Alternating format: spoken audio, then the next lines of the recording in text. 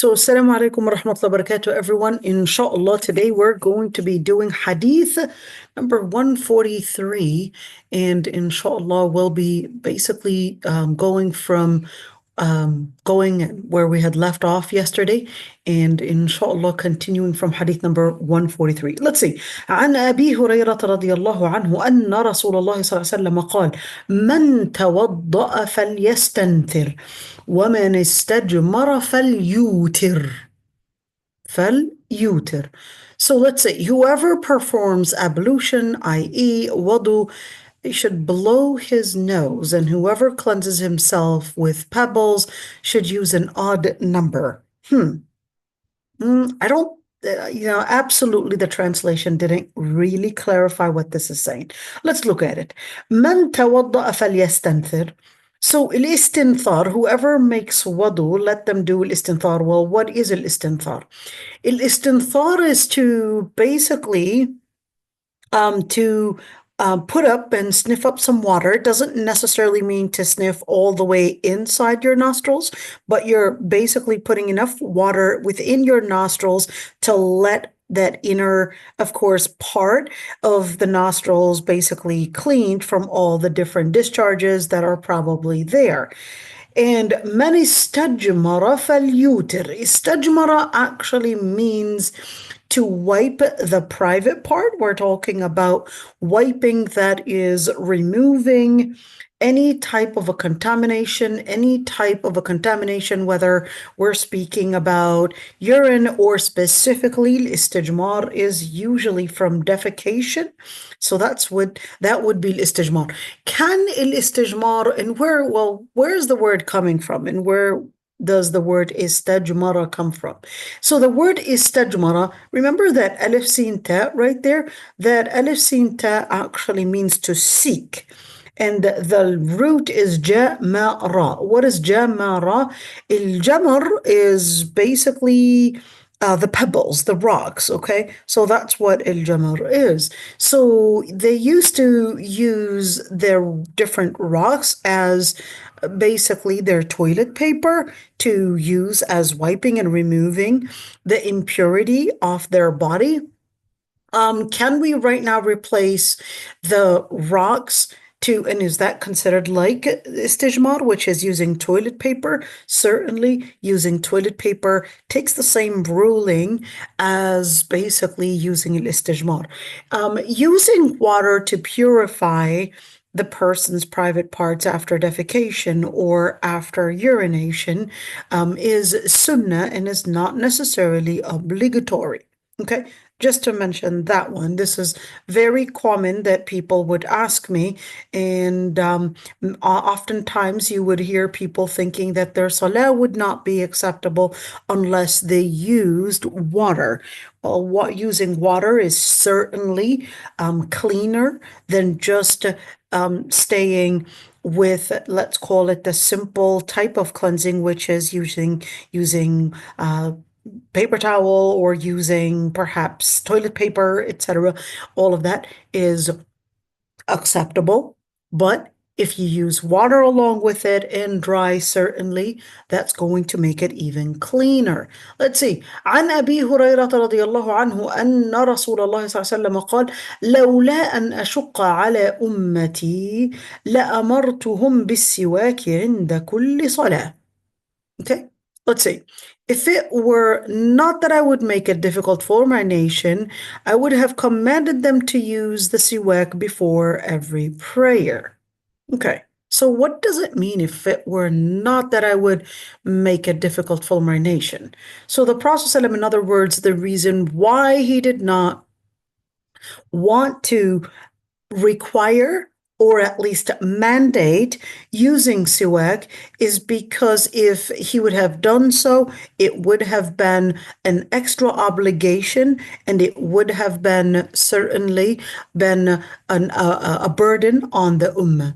So now the Prophet ﷺ is basically clarifying that it is something that he would recommend to do عند كل صلاة, before or within, of course, within the course of prayer. So we're speaking about basically brushing the teeth 5 times a day and making sure that the gums, that the teeth basically is all brushed and all cleansed 5 times a day, not morning and evening, but 5 times a day is what the Prophet ﷺ had recommended that we would do the siwak.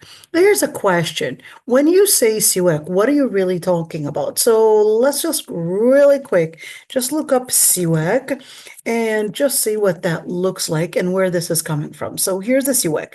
To properly use siwak, you would basically have to break this one up. So it's this branch right there.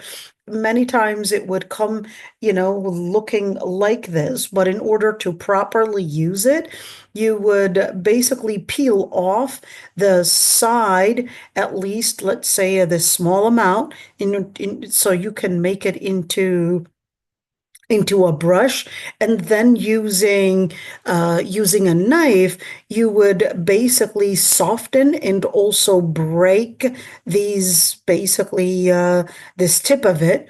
You would start breaking it into these lines, into more like squares, and then, of course, trying to sometimes hit on it, and then perhaps soaking it with water is going to soften it, and then you could use it. And once this had been used for, some while, that's when you want to break this piece, and then you're going to keep continuing to make it smaller and smaller and smaller every couple, basically every couple usage, that you would basically cut off the part that was used for some while.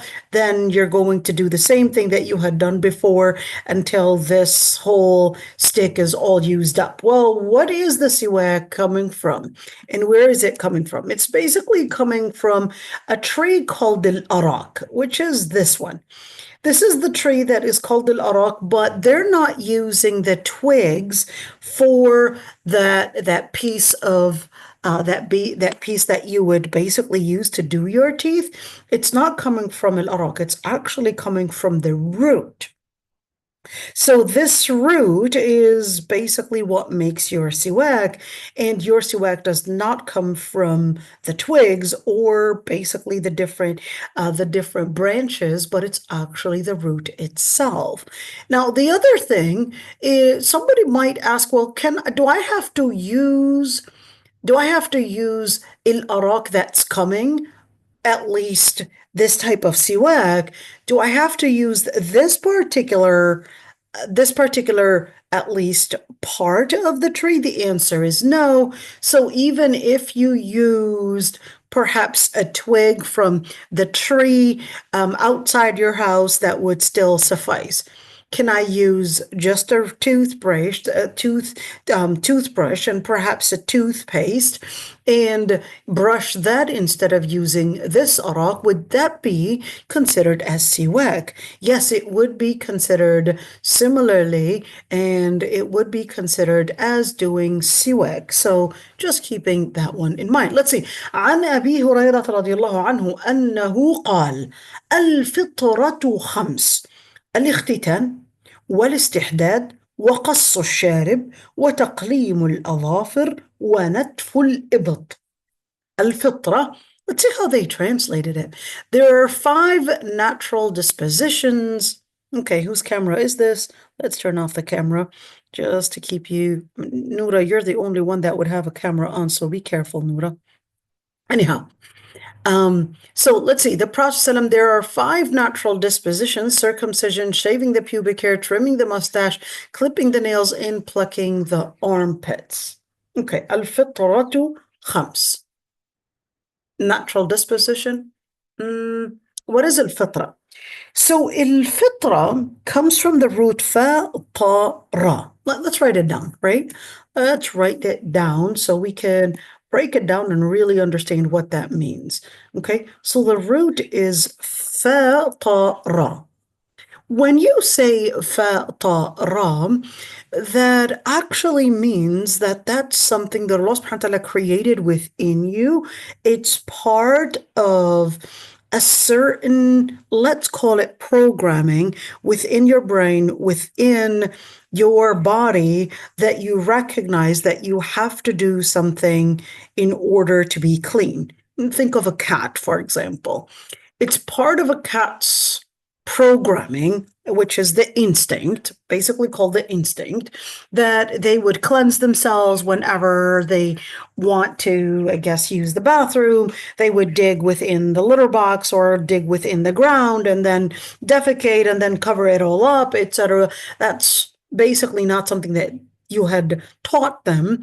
Well, at least not the potty training, but they basically have it within their instinct. Okay. So when they translate it as a natural disposition is actually not necessarily completely accurate, because il-fitra is to talk about an instinct. It's to talk about something that Allah subhanahu wa ta'ala put within your brain, is basically to talk about something that you were programmed with, whether you recognize it or not. At the end, when you say il-fitra can be in hygiene, il-fitra can be in certain, let's call it practices, without you realizing there is a certain programming that Allah subhanahu wa ta'ala had programmed your brain, your heart to recognize, to feel, such as one, asking the questions, who am I?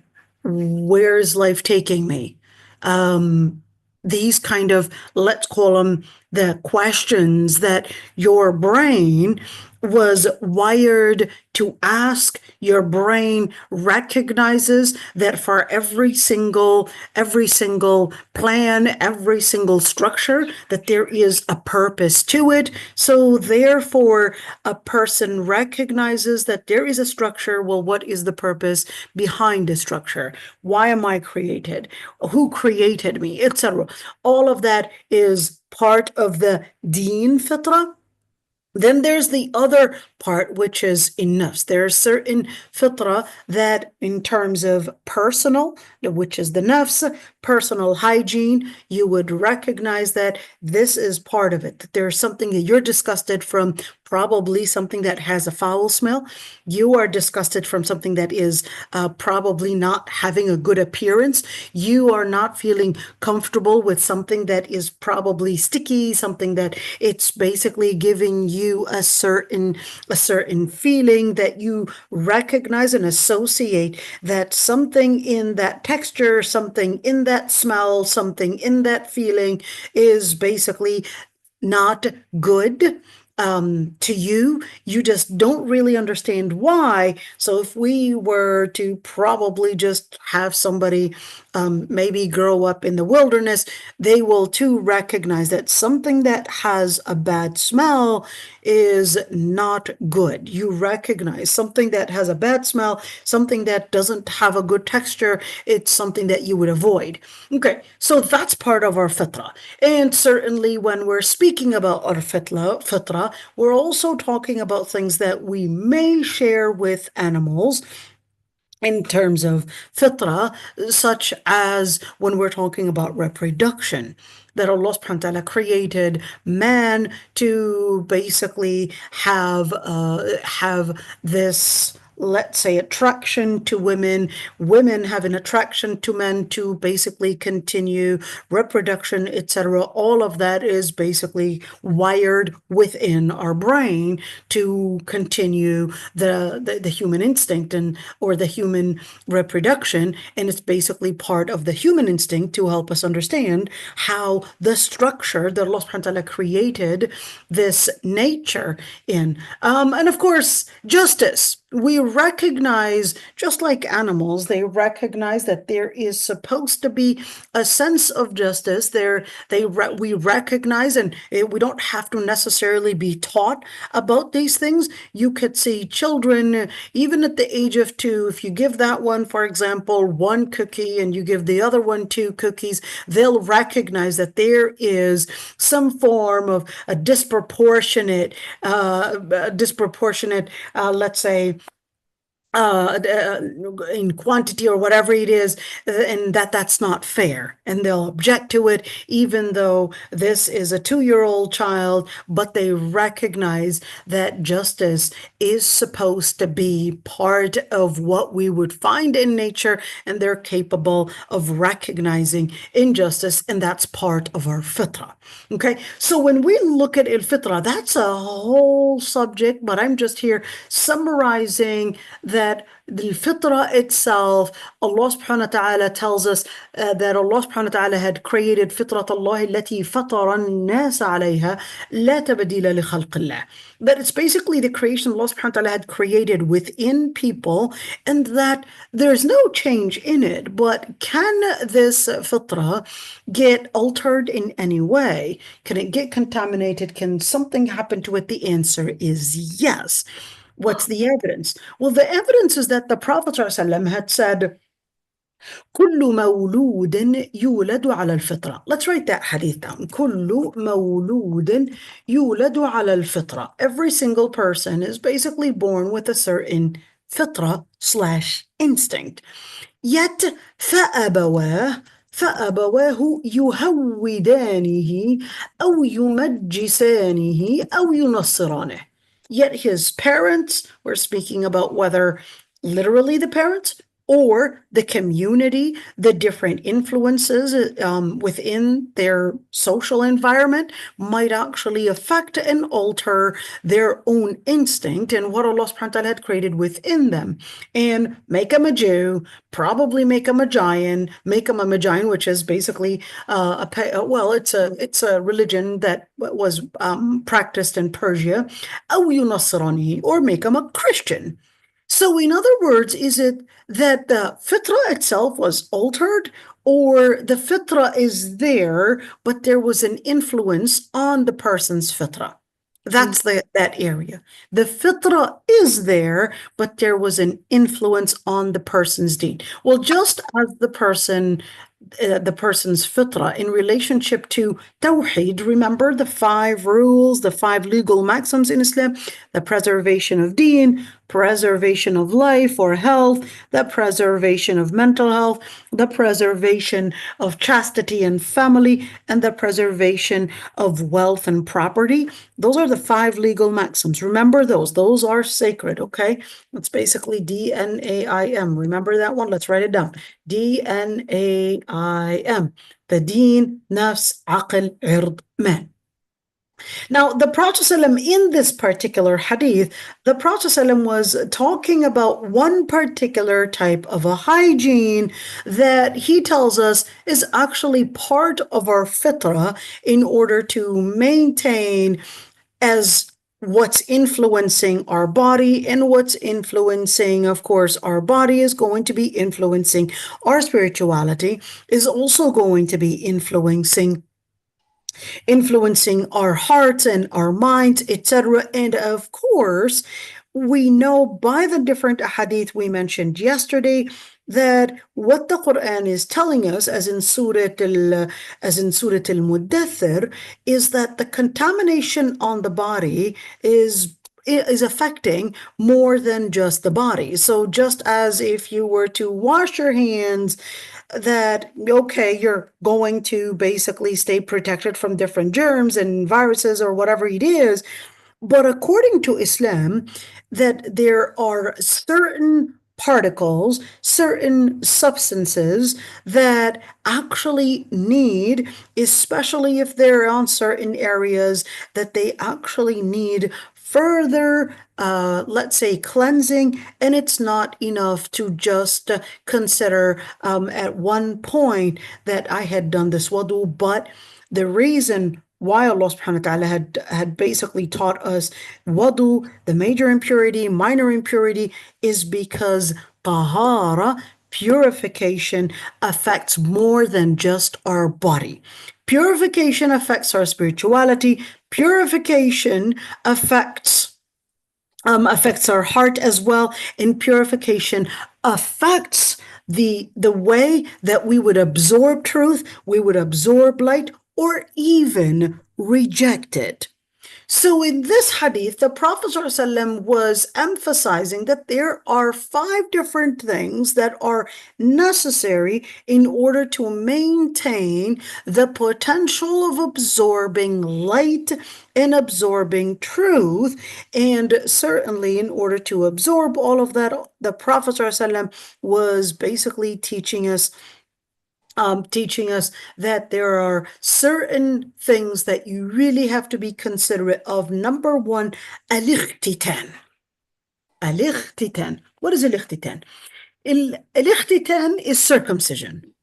But then if we're talking about circumcision, which basically we would know the performing the circumcision on males, so that's an easy one to understand, but is al-ikhtitan part of also women's practice? Differences of opinions. I'll just make the story short. Now, in Islam, when we speak about female circumcision, well, male circumcision, that one's pretty obvious. No, there's not that debate on it. Everybody basically agreed that male circumcision, one, basically has health facts, a different story. Let medical doctors basically go in details with that. That's not my field. But of course, in terms of female circumcision, if we're talking about FGM, that is haram. If we're talking about female genital mutilation, the Prophet ﷺ had actually forbid female genital mutilation. But there is a hadith about Atiyah who was already performing such practice on the women during their time, and she was basically asking the Prophet ﷺ that she was performing what is considered as something equivalent to male circumcision, and the Prophet ﷺ had told her, "Ashimi wala tanhiki." Basically, what you're going to do is make a slight scrape and not a cut. Okay? وَلَا تَنْهِكِ meaning, and do not necessarily mutilate. And do not mutilate.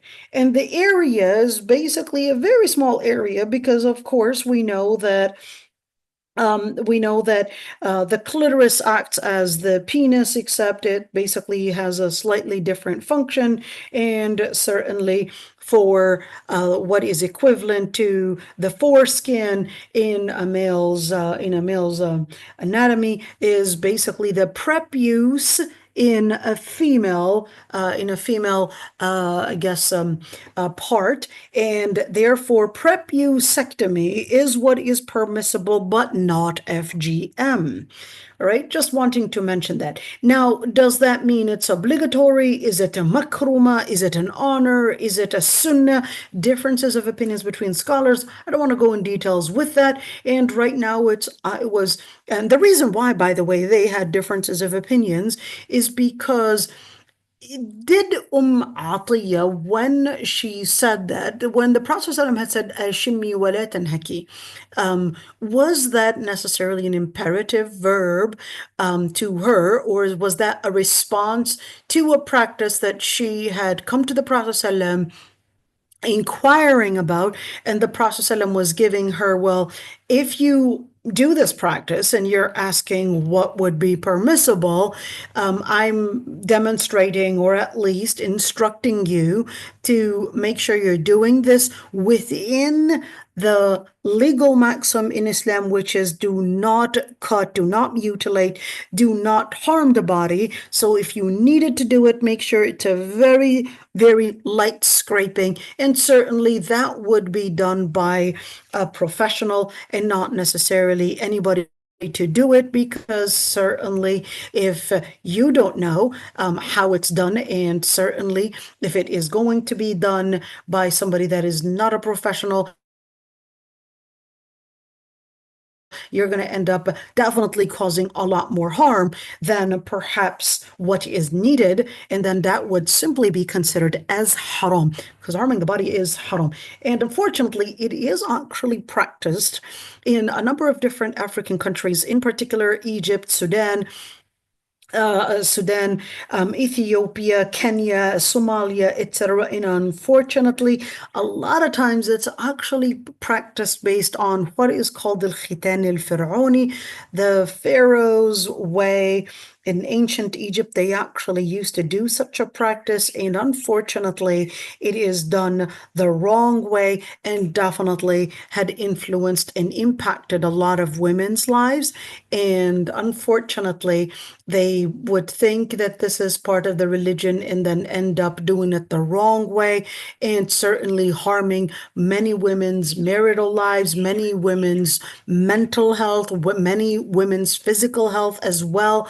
It had costed a number of different complications, and a number of women had actually come to me asking for restoring and fixing the problem and whether it is permissible. It certainly is permissible to restore and fix this problem that was done. Unfortunately, usually when the girls were young, they didn't even know what was happening. Okay, al-istihdad. What is al-istihdad? Al-istihdad comes from the root hadada. The word hadada basically means a razor. So al-istihdad is basically seeking using a razor to do something.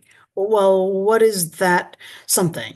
So al-istihdad is really talking about the razor, but what they used to refer to al-istihdad is really cutting or trimming the pubic hair.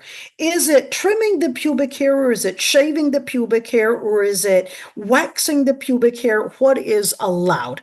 Number one, in general, the sunnah is to trim the pubic hair. That's the sunnah, is to trim the pubic hair. And certainly the one to do the trimming is only to be done by the person that is permitted to see the person's private part. So it's yourself or your husband, period. What if I wanted to do something rather, let's say, farther than that, and I wanted to probably do laser, wanted to do Brazilian waxing, etc., and it was going to be done by a professional, etc., then you want to keep in mind this is not a medical procedure, and certainly it is not within the necessity, and therefore it would be impermissible to look at someone's aura for aesthetic reasons. So for aesthetic reasons, it's completely different than medical reasons. If you wanted to do a pap smear, well, that's a different story. Okay, you're here trying to avoid, I guess, some cancer, whatever it is, that's a different story. To do pap smear, you cannot compare using a speculum for medical reasons to perhaps using waxing or using this machine to remove the hair. Those are two different things. This is for aesthetics. That one is for medical reasons. So when you look at, is it permissible to have a professional do it for you? The answer is no, it is not permissible to have somebody see your aura. Okay, unless you wanted to do it, you wanted to buy I don't know, the machine from Amazon, and you wanted, or whatever, I'm not here necessarily marketing a particular company, but if, let's say, you used your own home kit for, let's say, laser, or you were a professional to do, let's say, waxing, etc., to do it right, and you wanted to do it, then it would be permissible for you to do it on your own, but not necessarily permissible for someone to do it for you. If you wanted to do it, well, it's permissible. Let's see. She said, doctors recommend if shaving going against hair follicles, but same direction. So, right, if we're talking about shaving going against the hair follicles, that's basically definitely, one, it can make the hair grow inside the skin, and then of course you're going to have problems. But I'm, just letting you generally know, then you would have to, I guess, seek, let's call it, the best way that doctors would recommend doing this right. That's a different story. My My area of expertise is basically just to tell you, is it halal or haram? Okay. قص الشارب. قص الشارب is basically trimming the mustache. This is talking about men and not women. For women, is it permissible to trim the mustache, or let's say waxing for women, or perhaps laser on the face? The answer is yes. Whether you wanted to do, I don't know, electrolysis, you wanted to do laser, you wanted to do, I don't know, waxing, you wanted to do using some kind of a trimmer, you wanted to do tweezers, that's up to you. If you wanted to do it on your face or even other places, that's permissible. The only two areas that are of a conversation, or let's say of some details, requiring details, is number one is basically the eyebrows. That's number one. The eyebrows, that's that area of conversation, how much can be removed, what is permissible, what is not permissible. So that's a different conversation. But in general, it is permissible. There was an opinion, I think it would be worth saying, for the Malikis and the Shafi'is. They differentiated between a woman that is not married and a woman that is married, and they considered that a woman that is not married is not supposed to be doing such type of beautification, because they considered that that is to be done for the husband and not necessarily to be done by the women that are not married. But really, there's no evidence to prove that. It is, let's say, that opinion is more culturally influenced than textually guided. Let's say it that way. So is it permissible to, let's say, wax for those that needed to wax, or use different methods to remove the hair? If we're speaking about underarm, the sunnah, we're going to get there. The underarm is basically to net, which basically means to completely plug, whether using waxing. But let's say this is painful to you and you preferred using, I don't know, some kind of an electric shaver, that's actually permissible to use. What about qassu sharib? Are girls, even if they're not married, permitted to maybe remove the hair? Maybe perhaps we're talking about mustache hair, or maybe some girls probably are hairier than other. Are they permitted to remove such hair? The answer is yes. The area of debate, like I said, is really the eyebrow hair. That's that huge area of debate. So we'll just leave that one for another conversation. تقليم الأظافر. تقليم الأظافر is basically trimming the fingernails. Trimming the fingernails, of course, to the level of basically the skin.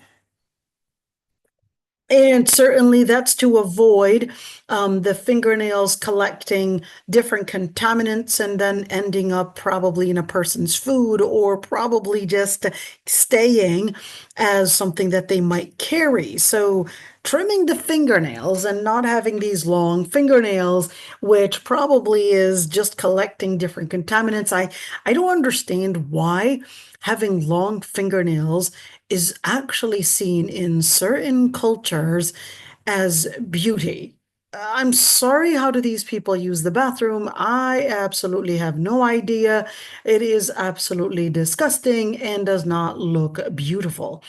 Anyhow, natful ibit. And I don't understand as well why many would think that having long fingernails is going to attract men. I don't see how many would think that a man would be looking for a woman with long fingernails and that somehow he's going to find that as attractive. I find it really strange how many are actually manipulated to think that that is attractive. Okay, natfil ibit. Natfil ibit is basically plucking the underarm hair. It's worthy of mention that this, in these sunan al-fitra, basically the different things in hygiene, is not related to the men or the women, married or not. This is basically part of This is part of Islam. This is part of the different hygienes that the Prophet ﷺ was basically teaching us, that even if it's a girl that is not married, teaching them within, of course, these changes on their bodies, and even as young children, teaching them these proper methods for hygiene and of hygiene is not separate from teaching them the different practices and training on their salah, because this is actually part of what will affect their Islam, what will affect their religion, what will affect their spirituality. So keeping intact in what women and how women teach their daughters or their sons on how to maintain the proper hygiene, physical hygiene, and basically teaching them even farther than physical hygiene. When you're using toilet paper, no one needs to see your what business you had done. Please put it down. Your clothes, your garments, your laundry. I don't have to take it for you to the laundry. You would basically do the job. Will probably help, or maybe you could also learn how to put it in the washing machine and train them how to maintain their hygiene. Is part of giving them the training to their own leadership. Let's see. عن عبد الله بن عمر رضي الله عنهما أن رسول الله صلى الله عليه وسلم قال خالفوا المشركين ووفروا اللحى وأحفوا الشوارب. Let's see in English. How did he say it? Be different from the polytheists. Let your beards grow and trim your mustache. Well, that's a very straightforward translation. Good job. What is خالف المشركين? What does it mean to be different? What does it mean to be different, and why do we have to be different? Why can't we just assimilate and blend in and, hey, we're all human beings. What's the issue? So when the Prophet ﷺ was saying, خالفوا المشركين, this is actually talking about not only in religious practices, but this was also talking about recognizing your identity as a Muslim being different. It's being proud of being different and not necessarily just blending in with everyone else. And you could see that al-mukhalafa, that the Prophet ﷺ, whether in the way that we would dye our hair, the way we would do certain practices, certain cultures, etc., there is a direct instruction by the Prophet ﷺ to tell us, do things differently. Don't necessarily blend in. Make sure you recognize and you announce that you have your practices that are different. You have your culture, that your identity is different.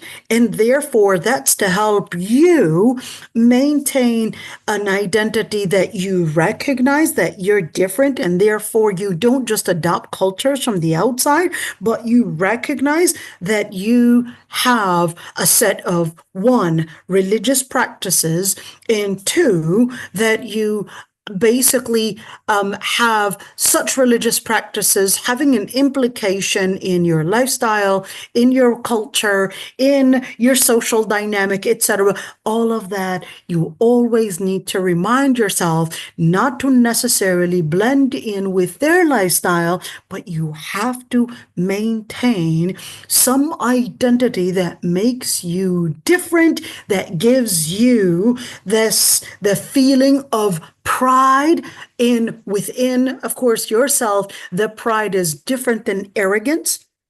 So pride is basically letting you recognize that you have something to share, something to teach, something to basically provide for humanity, which is Islam, and not necessarily just blend in.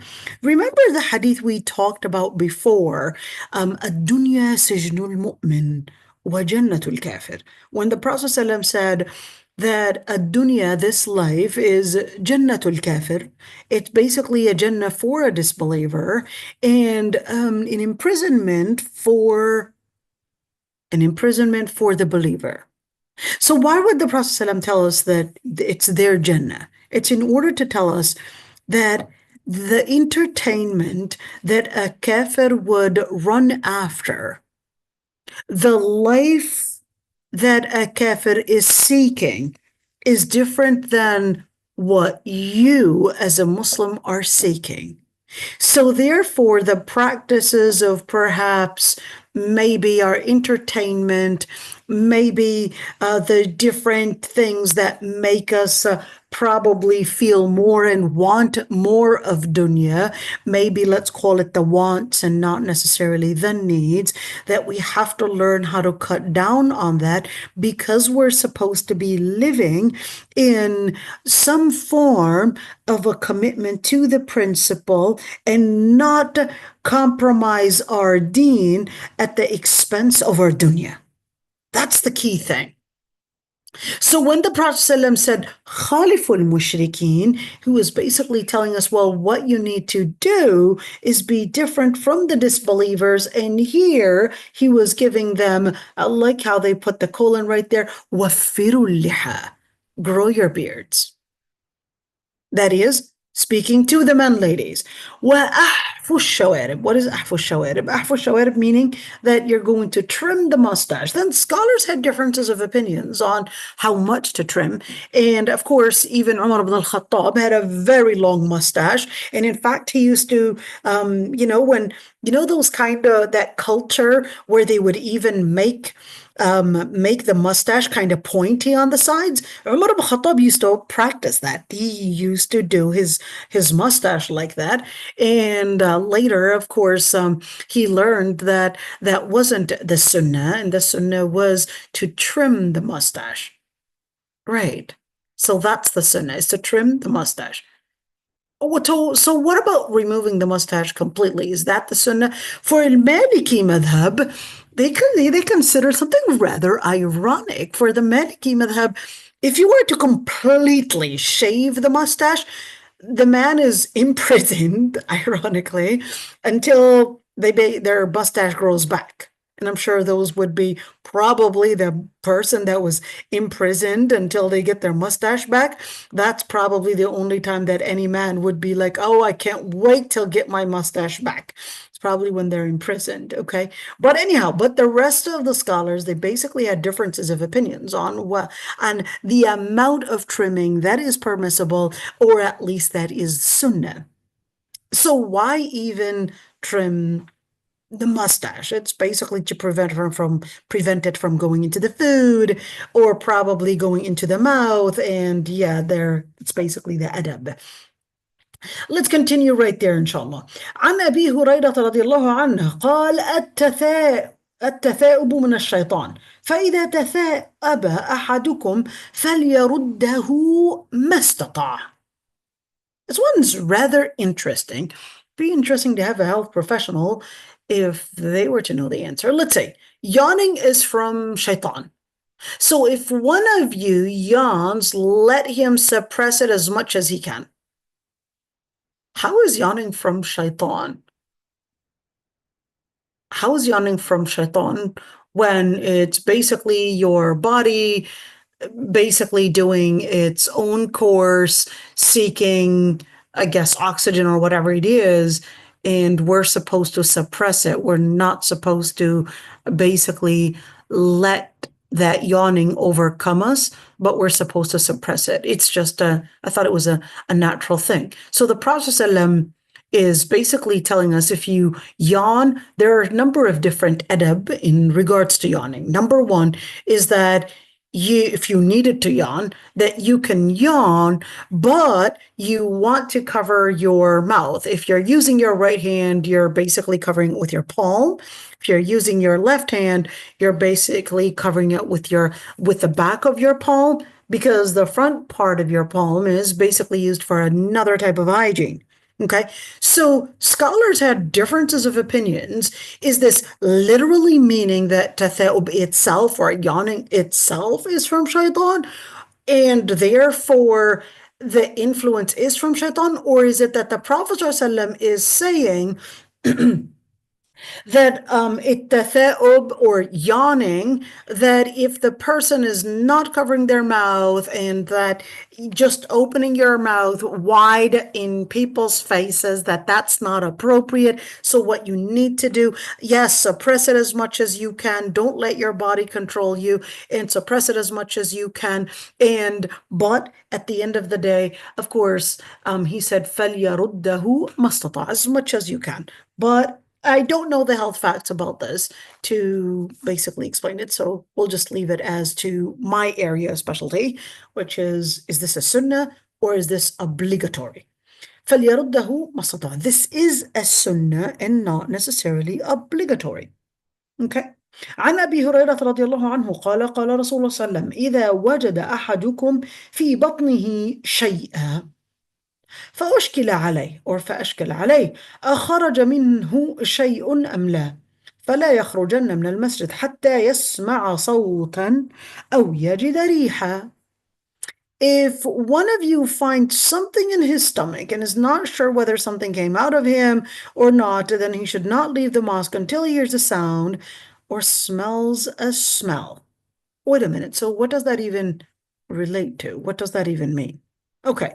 When he said إذا وجد أحدكم في بطنه شيئا, there was rather this man that comes to the Prophet ﷺ, and it seems that he was going through some kind of a GI problem, who knows what it is, but this is very common, especially for those that have constant constipation. They'll come in and they'll many times have this problem where they're not capable of stopping these gases, and then they come in, of course, troubled on how to maintain their wudu if they're constantly releasing gas and they can't Or stop it. elderly?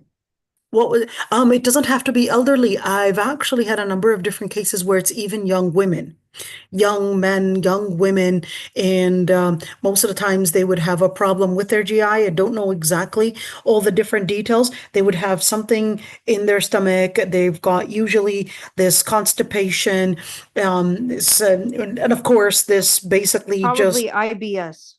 I don't know what it is, but they would come in and they're not sure what to do. So in situations like that, if a person, whether going through incontinence or whether, let's say, frequent maybe gas because of a medical problem, etc., you're just going to make wudu for salah, basically for that salah. And even if the gas would continue going out because you've got this problem, or let's say incontinence happens, etc., and you release urine, don't worry about it. You made wudu for every salah. That should suffice. Even if something comes out, you don't have to worry.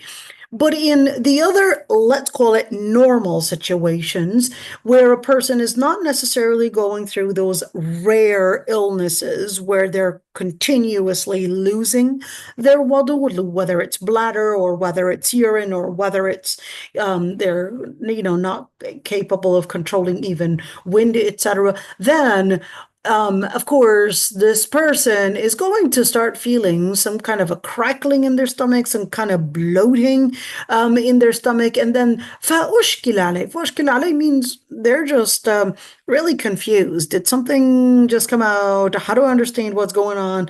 Did I leave? Should I not leave? So the Prophet ﷺ was teaching them, you don't leave the masjid until you hear something or you smell something. And what does that mean?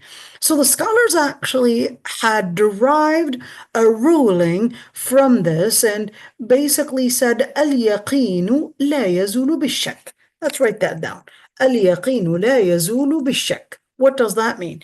So whenever you are doubting about something, you always want to make sure that you're basing things based on not what you're skeptic about, but you're supposed to base things on certainty. Okay, so the Prophet ﷺ was teaching us, well, how do I become certain in those situations where I'm not really sure whether passed wind or not? So the Prophet ﷺ said, Certainly, all you need to do is, well, do you hear something that's making you know that there's an obvious pass of wind right there, or you had smelt something that wasn't right? Then in that situation, you would know in certainty that that wasn't some kind of a probably a mixture of different feelings that you probably are right now going through some kind of paranoia, but you're actually having something realistic happening on ground. Okay, so this is just this piece of it. By the way, it is important to mention that there is a considerable opinion for the Maliki madhab that if the person has a certain reason why their wudu is continuously breaking, that they don't necessarily have to redo their wudu for every salah. If we're talking about the wudu breaker, the reason why they're considered as from ashab al-a'dhar, if it is basically nullifying or at least breaking their wudu. Let's give an example to make it clear. Let's say this person is continuously passing gas, just continuously. They're trying, but there's no way. Or let's say this person is on dialysis, okay? And certainly that's not going to stop. Should this person actually make wudu for every salah? Do they have to make wudu for every salah? According to the Malikis, no. They don't have to make wudu for every salah, at least, of course, only if we're speaking about, in this situation, we're talking about dialysis. Then they don't have to make wudu for the reason why their wudu is getting basically invalid right there, or at least breaking their wudu, because it's dialysis. So the Maliki madhab regarded that no, but if they were to pass wind, that's when they would want to make a new wudu, but not because of dialysis, because they had already made wudu for that and considered that the whole idea of making wudu for every salah is not making sense, because anyways, the dialysis that they're doing, as an example, they had already made wudu, but they're anyways going to still have this fluid come out. So to say that you need to make wudu for every salah when the fluid is still going to be there, then they considered that you don't make wudu for every salah if the wudu breaker was the same thing every single time, and put you within the category of ashab al-a'dhar, those that have a reason. Whether we're speaking about continuous, probably vaginal bleeding, or whether we're speaking about continuous perhaps passing gas, or let's say maybe other fluids, etc., that's probably breaking your wudu. So in that situation, taking this opinion is very, very helpful, especially if the person is perhaps an elderly. It's going to be a big problem for them if they're going to do wudu for every salah, and then probably needing to maybe go and Yeah, continuously. sometimes just to go to the bathroom for them is very hard. Right, Just to believe get up it. and go and make wudu. Right. So especially the elderly, they actually have a higher chance of breaking their hips. And with continuously going to the bathroom, that's actually increasing the chances of them breaking their hips, slipping, and the list goes on and on, because their mobility is not the same. So another recommendation we would give for those that have such reasons and it's becoming hectic. If we're speaking about vaginal bleeding, we're speaking about people probably maybe did a C-section or some kind of a surgery, and it's hard for them to continuously get up and redo their wudu. So we would say you can combine duhr and asr, and combine maghrib and isha. So that way, technically, you're just really praying 3 times. You're praying Fajr, and then you're praying dhuhr and asr, but the preferred time to pray dhuhr, let's say the last 10 minutes for dhuhr time, and then, of course, within that parameter of time, you would be praying salat al-asr, okay? So technically, you would be within, let's say, the timing of dhuhr and the timing of asr. And same thing if we're talking about maghrib and isha, you're within this time frame of maghrib and isha. So it basically helps a lot of people, especially, of course, those that are elderly. It's probably, or people that are probably, on their beds, etc. Ya Rabbi, may Allah subhanahu wa ta'ala make us, Ya Rabbi, healthy and give us health as long as we live. Ya Allah, the last thing we would want is basically an illness. Ya Rabbi, Allah يحفظنا ويحفظكم يا ربي. Okay, let's continue. عن أبي سعيد الخدري رضي الله عنه قال قال رسول الله صلى الله عليه وسلم إذا سمعتم المؤذن فقولوا مثل ما يقول. Oh, simple, straightforward, clear. Nothing to it. Let's see. The Messenger ﷺ said, if you hear the muezzin, I like muezzin, you can tell that the person that translated this is Pakistani, but it's okay. If you hear the muezzin, the person doing the adhan, which is the call to prayer, say what he says. So basically just repeat after him. Is that the case? Well, let's see. So the sunnah, I know it's a completely different subject than what we were doing before, but that's because we're going in that order. Okay. If you hear the mu'adhan is basically the person doing the adhan. You hear them do the dhikr, say what he is saying. In other words, if he says Allahu Akbar, you also repeat Allahu Akbar, Allahu Akbar. You hear him saying Ashhadu an la ilaha illallah, say what he is saying. And if you were to hear him say, Hayya ala salah, Hayya ala al-falah, you would say, La hawla wa la quwwata illa billah. Wait a minute. So what does la hawla? I have a question. I've heard that, I don't know if this is true or not, but I've heard that there was another hadith that you could also say wa'ana. Wa'ana? What is wa'ana? So after the muadhin says the call to prayer, you can say wa'ana. I don't know what you're talking about, Noura. I don't know what you're talking about because it wouldn't even make sense to say wa'ana. No, when they say ashhadu an la ilaha illallah, Wa ashhadu anna Muhammad Rasulullah. The call for prayer. So you haven't heard that? Never mind. I don't know. I'm sure you're coming from a point, but you can. That's just what I heard. Yeah, you can accuse my understanding and not accuse yourself. So I don't really understand where and what you're coming from. I'll probably have to research and see where the misunderstanding is coming from, but I'll check it out. I don't know what you're talking about, to be honest. Okay, I'll send it to you. Assalamu alaikum. Okay. So, to say la hawla wa la quwwata illa billah, what is la hawla? Let's write it down, right? La hawla wa la quwwata illa billah. When do we say that? La hawla wa la quwwata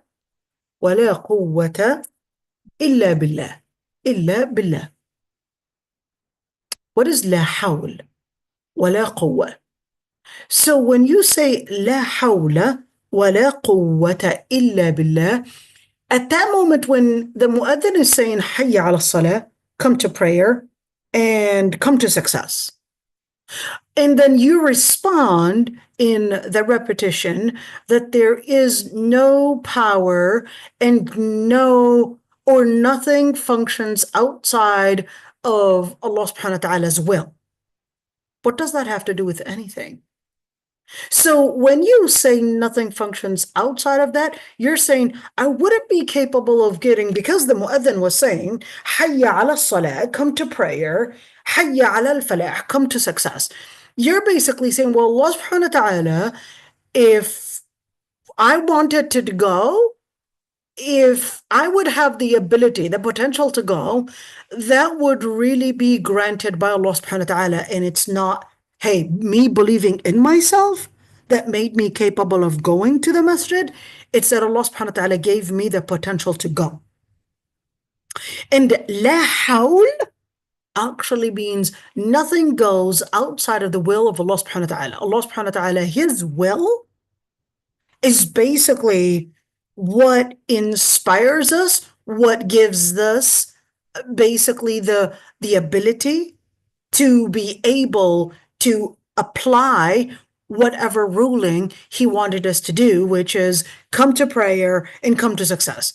So you're basically taking that moment to say, well, Allah subhanahu wa ta'ala is not in need for my prayer and for my success, but I'm actually in need of His power, and I'm in need of Him being content over me, because that's what's going to give me success, and I will not be able to get to success unless He guided me to it. And if I were to go, the will and the power to go is actually granted by Allah subhanahu wa ta'ala. So what does that mean? That's really similar to Allahumma inni as'aluka, what is the other hadith? Not Allahumma inni as'aluka fi'la al-khayrat wa tark al-munkarat wa hubb al-masakin. Ya Allah, I ask you to give me the ability to do what is good, to abstain from what is evil, and to love the poor. But there's another dua that we would do right now, and I don't know why it slipped my mind, but it's basically forgot what that. La ilaha illallah. Right now it's slipping my mind. It'll come, inshallah. So when we're basically recognizing that moment, just like in the hadith, Allahumma ati nufusana taqwaha wa zakkiha anta khayru man zakkaha. Ya Allah, grant us taqwa and give us the inner purification, for you are the best to purify us. So what are you taking the moment to say? You're basically relating with your dhikr that any potential and any good that you would do is actually coming from Allah subhanahu wa ta'ala, and any type of good that you would do is basically coming from a tawfiq from Allah subhanahu wa ta'ala, basically making you be successful in being able to do it. Let's see, let's continue.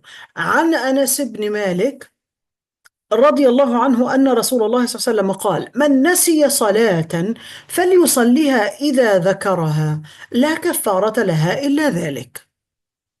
Whoever forgets a prayer, let him pray it when he remembers it. There's no expiation for it other than that. I mean, that's a pretty straightforward translation. من نسي عن صلاة. If anybody forgets a prayer, then what they're supposed to be doing is when they remember that prayer, they would basically pray it at that time. And then there's no expiation but that. This is similar to another narration. من نام عن صلاة. من نام, let me write that down, right? Because that's a different narration. Let me write that down. من نام عن صلاة أو نسيها فليصليها إذا ذكرها. Let's do it. من نام عن صلاة. Very simple, very similar to this one. Whoever oversleeps a prayer or forgets a prayer, then they should pray it as soon as they remember it. A couple things here. So if a person forgets a prayer, they forgot that they were, and that happens to women often, especially when they would first get their periods, or sometimes it doesn't have to be first. I mean, it doesn't have to be the first time ever getting a period, but you can be 40 years old and definitely you got so many periods, but it can happen that you can forget that you even had your period, make wudu while you're on your period, and probably even pray. And then it just slipped your mind that you're not supposed to be praying. Or perhaps the other way around. Your period is all done. Today is your first day going back to prayer, but then you forgot. You've gotten so used to not praying the past 7, 8 days, and you just forgot to pray again. and all of a sudden you forget that you were obligated to pray. It happens. All the women go through it. Every woman goes through it. So ladies, don't feel guilty if you went through this. Every single woman goes through it. It's basically, hey, we get into the training back again, and then we have to get ourselves on schedule back again. So don't feel guilty. فَلْيُصَلِّهَا إِذَا ذَكَرَهَا. Just pray it whenever you remember it. Okay, so whether a person oversleeps a prayer or whether a person forgets it. Question, what if the person was not necessarily forgetting the prayer? At one point in their life, this person was not actually performing their salah. They were just, I guess, lacking in their deen. And then they repented and wanted to, I guess, go back to their Islam and wanted to be consistent with their prayer. Are they supposed to be redoing all the past prayers? In other words, making up all the past prayers or not? That's differences of opinions between scholars. Make the story short. The reason why they had differences of opinions is, number one, because the ayah said, إِنَّ الصَّلَاةَ كَانَتْ عَلَى الْمُؤْمِنِينَ كِتَابًا مَوْقُوتًا. Wait, can you write that down? Sure, I'll write that down. إِنَّ الصَّلَاةَ. Let's remove this one. Well, actually, I don't want to remove it because we're going to use it. Okay, let's write it right down. إِنَّ الصَّلَاةَ كَانَتْ على المؤمنين كتابا موقوتا. كتابا موقوتا. You see the word موقوتا right there? موقوتا comes from the root وقاتا, which means to designate a certain timing for it. So the first group of scholars, they basically said, yes, the person is supposed to be redoing and making up those past prayers, whether we're speaking about a person deliberately leaving prayers out or whether the person had basically slept or overslept over a prayer or whether the person had forgotten the prayer. It doesn't make any difference because at the end of the day, it's basically a kitab. It's basically obligatory, so their emphasis was on the word kitab. Said it's obligatory. There's no way that you can delete or omit prayer being obligatory on you. There's no way that you could just disregard it or somehow, if you missed it and say, I just did tawbah and that general tawbah is enough. So the first opinion said, no, you have to make up those prayers because the Prophet ﷺ simply said, فَلْيُصَلِّهَا إِذَا ذَكَرَهَا. You would just pray it if you were to remember it, and ذَكَرَهَا, whether the person remembers it or whether the person basically relates to it. That's the first one. The second group of scholars, they said, no, there's no makeup for it. Why not? Well, they said, because the ayah literally says mawquta right there. If it's mawquta, that means it's within a designated timing, and therefore to basically make it up at another time, you're going out of the wording and what it's actually saying.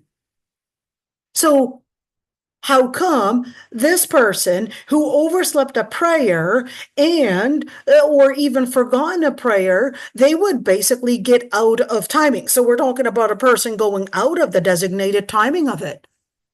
Shouldn't that be the same thing? So the second group of scholars, they responded to it and they said, well, this one basically goes with a general general dismissal in the hadith when the Prophet ﷺ had basically said, إِنَّ اللَّهَ تَجَاوَزَ لِي عَنْ أُمَّتِي الْخَطَأَ وَالنِّسْيَانَ وَمَا اسْتُكْرِهُ عَلَيْهِ. إِنَّ اللَّهَ تَجَاوَزَ لِي عَنْ أُمَّتي الْخَطَأَ وَالنِّسْيَانَ وَمَا اسْتُكْرِهُ عَلَيْهِ. وَمَا اسْتُكْرِهُ عَلَيْهِ is supposed to mean what? That Allah subhanahu wa ta'ala had basically dismissed the ummah from the different things that they might commit by mistake, by forgetting, or perhaps what they were coerced to do. So they said the generalization within this hadith is not inclusive, but is actually exclusive. So it would be exclusive that the person is oversleeping a prayer or probably forgetting a prayer, and it doesn't include other reasons to why this person left out prayer. In the second opinion, they said, therefore, it's a specific designated time. If the timing had passed, so what they really need to do is just repent and not make up. That's the second opinion, which is, wallahu a'lam, the preponderant ruling.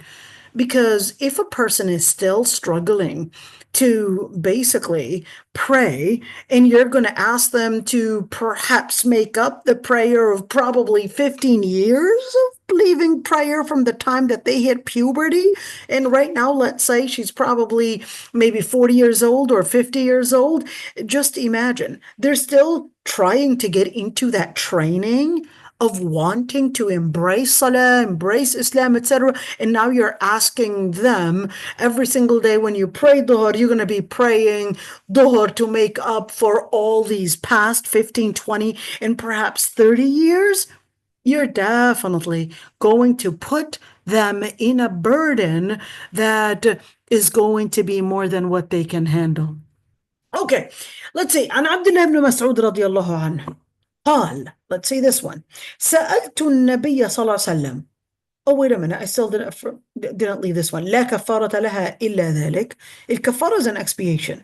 Kafara means to wipe out the implication of a sin, which is this word right there. The implication of a sin. And al-kafara could also mean to remove the sin entirely. Kafara, there could be a kafara, an expiation for certain sins, not all sins, would basically have a certain kafara that is, let's call it, specified in what the kafara looks like. There are certain sins we don't necessarily have a specific kafara or a specific expiation how it's done, but we would generally say, hey, increase your istighfar, and it would be good to give more sadaqah, and it would be good to increase in your prayer, to increase in doing good deeds, just so that it would wipe out these bad deeds. But certain sins, it's not enough to just say this general type of investing in good deeds. Certain sins, no, there's a certain expiation in a certain way, whether it's, for example, making an oath and perhaps paying to feed the needy, paying to feed the poor, etc., or probably clothing them, etc. That would be a specific way to remove the implication of that sin. Okay, let's see this hadith. عن عبد الله بن مسعود رضي الله عنه قال سألت النبي صلى الله عليه وسلم أي العمل أحب إلى الله؟ قال الصلاة على وقتها. قال ثم أي؟ قال بر الوالدين. قال ثم أي؟ قال الجهاد في سبيل الله. Let's see. He said, I asked the Prophet ﷺ, which deed is most beloved to God? He said, prayer performed on time. He said, then what? He said, honoring one's parents. He said, then what? He said, jihad in the way of God. Let's look into it, because some wording is actually mushkil. Let's see. So, Abdullah ibn Mas'ud, he said, he had asked the Prophet ﷺ, what are the most actions that Allah subhanahu wa ta'ala loves? And then, as-salatu ala waqtiha, he said, praying on time. Well, what does it mean to pray on time? Is it talking about within the designated time frame? Or is this talking about the beginning of its time? Within probably, hey, Dhuhr is right now doing adhan, within half an hour of when adhan happened. Is that what it means? Majority of the scholars said this is talking about the earliest timing for salah. In other words, the beginning of the timing. Other scholars, they said, no, this is talking about within the time frame for salah. Let's see. قال ثم أي, and then he said بر الوالدين. Then what is another, in other words, the most important or the most pious deed that anybody could do? And he said بر الوالدين. Honoring one's parents was the translation. البر is not necessarily honor. البر is more specific than honor. البر is more to give or to present good behavior, to present respect. Okay? Is that considered honor? I guess from one sense it is, but البر itself in the Quran, بر الوالدين, that bir is basically considered as the highest level of how you can show respect. How you can show respect, whether we're speaking about in the way that you would talk to them. How do I know if my parents are respected or not? Are they happy or not? If they're not happy with you, then you're missing out on their bir. So when you say رضا الوالدين, that would mean that they are content. So you have to make them happy. What does it mean to make my parents happy? If your mom wants you to wash the dishes, that's what makes her happy, then that's your way of بر الوالدين. If what makes your mom happy, just talking so much and calling her every day and just spending some time to hear her stories and all of that, well, that's then your piece of بر الوالدين. If your mother, no, she just wants you to stay silent. Just be there, show that you care, and just stay quiet. Well, that's your بر الوالدين. Every single parent, their بر الوالدين is different, meaning it depends on your parents and what makes them content, what makes them happy. Your job is to basically make them happy, make them content, and that's how you would show them the respect, the honor, and basically make that return for whatever they had presented for you. Because when you were young, your mother, especially your mother, was doing her best to make you happy. And it's very common that we would usually just remember those times when our mother probably spanked us. One day she slapped me. One day she promised me something and she'd give it to me. One day she basically, did probably hurt me, or one day she insulted me with a certain word. It's so easy to remember these things. And we know that in neuroscience, they'll tell you that we are more likely to remember harm than remember good. We would remember pain, we would remember trauma, we would remember all these things, but that doesn't mean that the good it was not there. It just means our brain recognizes trauma, recognizes pain as a mechanism of survival. Why?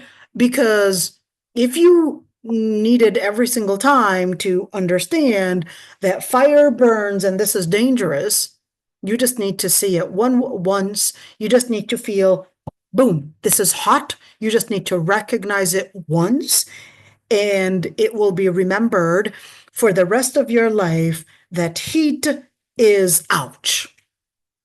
And that's the same thing. Whenever we basically go through any pain, we are more likely to remember it.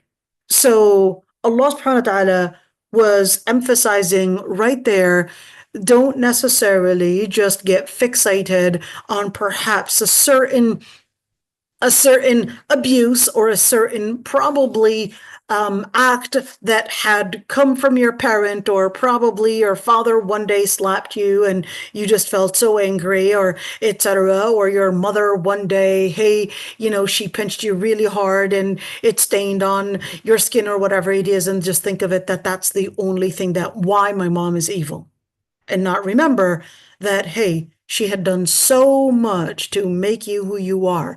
She had invested so much of care, so much love, so much affection, so much to basically make you the person that you had grown to be. She had given you so much love. If you don't recognize it, Allah subhanahu wa ta'ala tells you, I know it because I had put it as part of their motherly instinct, as part of their parent instinct. I know it. And those are the rare cases where a mother probably kills her child, or that's a different kind of an illness. But it is part of the instinct that whenever she would basically have the baby, that she would give all the affection and all that she can to keep you alive, to keep you basically happy, etc. And those instances that you might remember of abuse, etc., that does not mean that your mother does not love you, your mother does not care about you. It just means that your brain is only fixated on just seeing those times of pain. Okay. قال ثم أي, and then he said, then what? قال الجهاد في سبيل الله, and he said الجهاد في سبيل الله. He said jihad in the way of God. Well, الجهاد في سبيل الله is more of doing jihad, meaning on battlegrounds, and not in the way of God. That's too much of a literal interpretation, but this is not necessarily to be translated as jihad in the way of God. This is really meaning a specific kind of jihad, meaning on battlegrounds in fighting for the sake of Allah subhanahu wa ta'ala. Let's look at Hadith 152, and then we'll end it right there. عن أبي هريرة رضي الله عنه أن رسول الله صلى الله عليه وسلم قال صلاة الجماعة أفضل من صلاة أحدكم وحده ب25 جزءا. Let's see. Prayer in congregation is 25 times better than the prayer of one of you alone. Pretty straightforward. That's absolutely right. Can't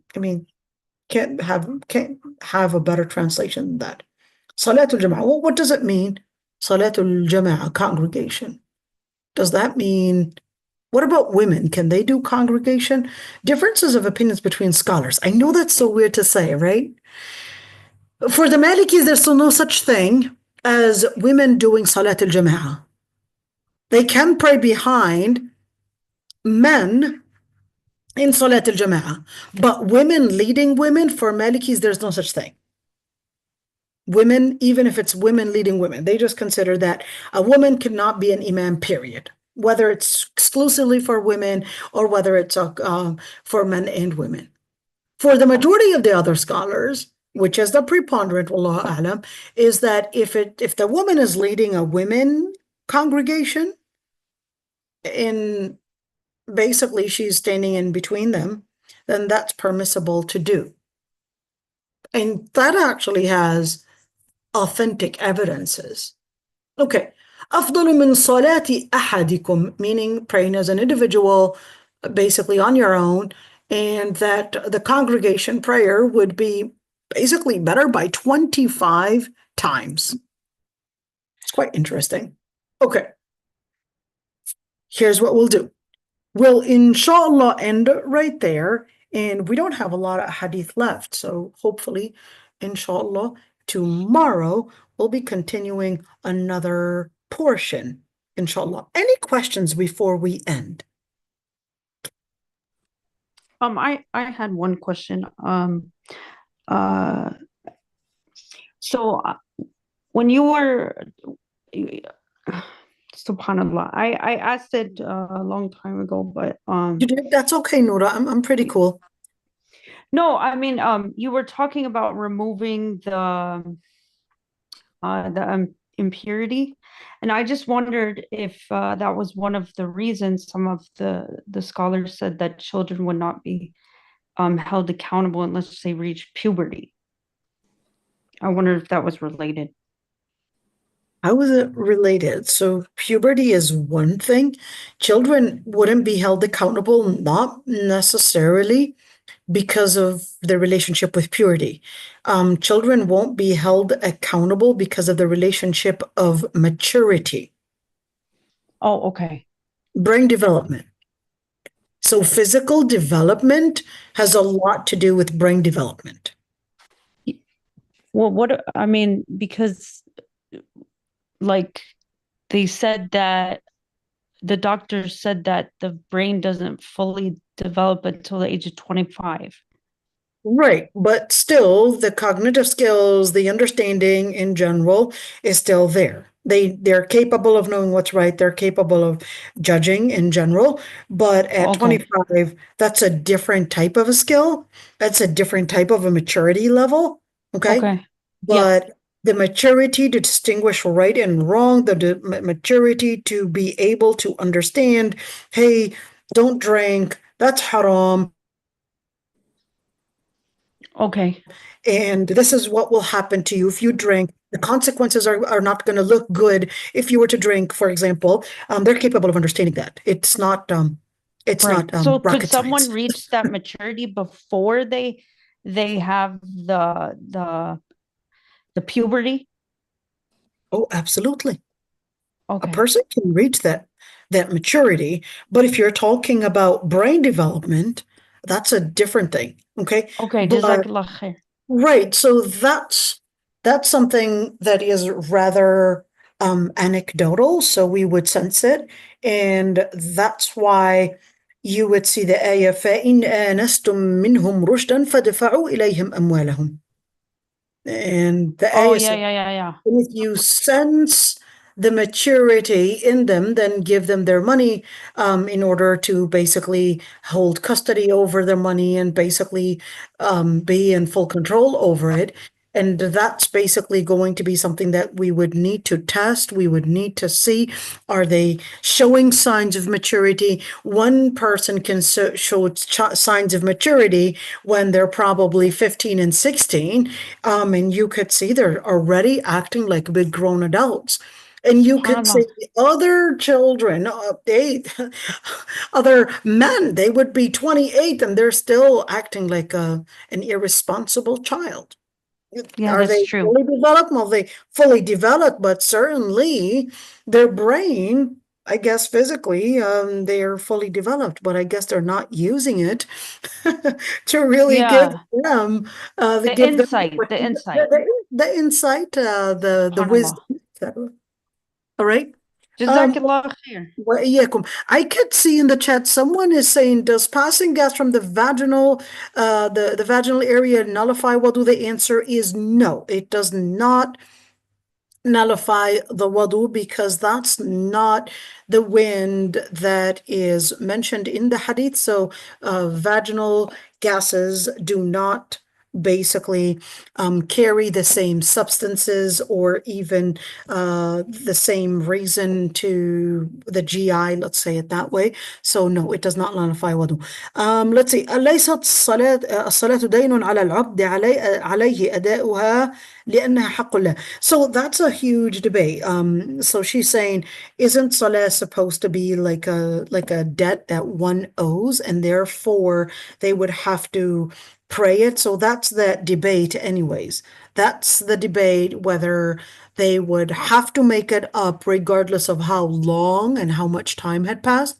And the scholars that said yes, they have to make it up regardless of how long had passed, they basically had said, well, based on the ayah, it said kitab, therefore it's an obligation, it's a decree, you would have to do it, and therefore, just as if a person had forgotten it, and they considered that that hadith that said man nama an salatin aw nasiha falyusalli idha dhakara, they said it's not exclusive to forgetting or oversleeping a prayer, but it would be inclusive to any form of leaving out the prayer. So therefore, the person would be mandated to make it up. That's the first opinion. The second opinion, they basically said, well, no, the time frame for it ended. Now the person is just supposed to repent and go from there. Okay, I hope I answered these questions. Is it hadith that وحق الله إن الله يغفر كل شيء إلا الدين? Is it hadith or قول مأثور؟ إن الله يغفر كل شيء إلا الدين. I would have to really look up. I don't know at all if this particular wording is authentic, but in general, the meaning is true, that Allah subhanahu wa ta'ala can forgive, because the ayah says, إن الله لا يغفر أن يشرك به ويغفر ما دون ذلك لمن يشاء. So in general, yes, anything can be forgiven, but when it comes to human rights, whether we're speaking about financial human rights or whether we're speaking about any injustice that was practiced on a person, then that's حق العبد. Yeah, but here we talk about the salah, it's dain, وحق الله حق أن يؤدى, يعني to pray it, not to as hadith said that Anas narrated, لا كفارة لها إلا ذلك, يعني he has to pray it. Well, here we talk right. about حق. But like I said, it's this debate between scholars on how we can interpret that. So that's that area. How do we interpret that, and how do we interpret? Is it obligatory, and therefore you have no option but to make it up, or is this something that no, the designated timing is basically up, and therefore you would have no option but to pray it even if the timing had passed? So that's that whole debate. Okay, Jazakallah khair. وإياكم. So Noura basically put in, I guess, what she was talking about, which is this hadith. Here we go. And I'm going to show it to you. Where is it? Here we go. And well, first of all, she gave me this hadith right there that she was basically عن السيدة عائشة رضي الله عنها that the Prophet كان إذا سمع المؤذن يتشهد قال وأنا,